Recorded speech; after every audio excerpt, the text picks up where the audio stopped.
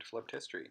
The first learning intention is to explain the context of the Cold War, and by doing so you'll indicate the two superpowers, the two alliances, and some flashpoints of the Cold War. The second learning intention is to indicate the consequences of the Cold War on Canada's economy.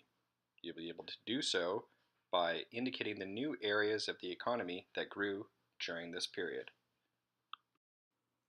The Cold War provided the context for which many events of the 1950s, 60s, 70s, and 80s occurred.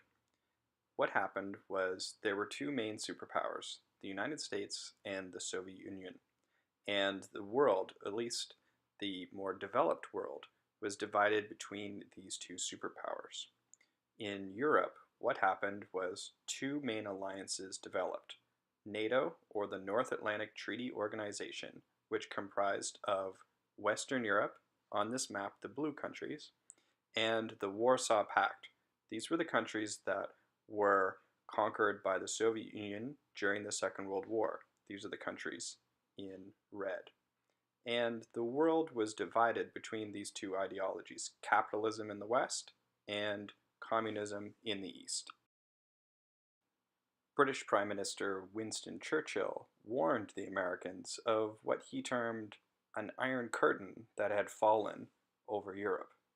It is my duty, however, for I am sure you would not wish me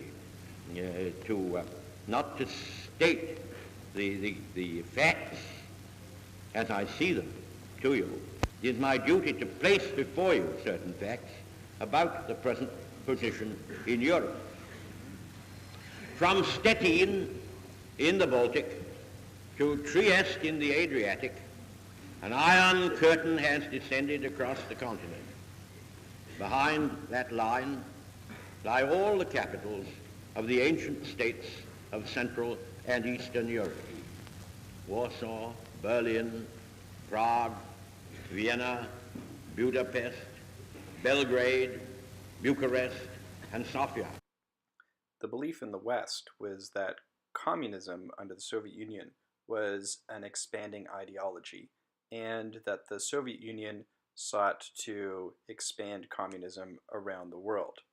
This led to a number of flashpoints during the Cold War. One of the most famous and one of the earliest was the Korean War. The Korean War between 1950 and 1953 was one of the first major flashpoints of the Cold War. It had four main phases. The first was the communist advance to the south, which pushed democratic forces all the way to the south of the peninsula, around the city of Busan.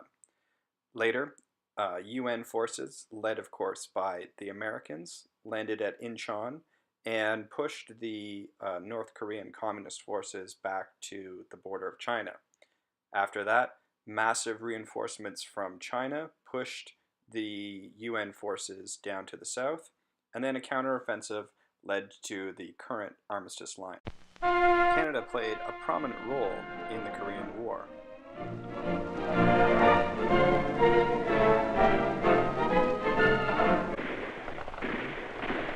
Tanks from Charlie Squadron of the Lord Strathcona's Horse went forward with the infantry. Their support and cooperation were one of the features of the magnificent showing made by the Canadian Brigade.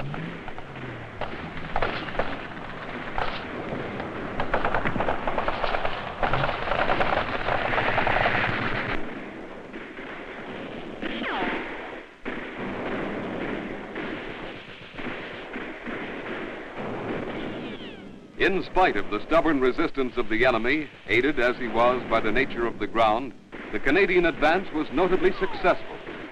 In this and subsequent actions, the Canadians gained an enviable reputation among all formations of the United Nations force for their fine performance. There were many other flashpoints during the Cold War. Some of them in the 50s and 60s were the Hungarian Uprising, the Bay of Pigs invasion in Cuba, the construction of the Berlin Wall by the Soviet Union, the Cuban Missile Crisis, and not shown on this graphic was the Vietnam War.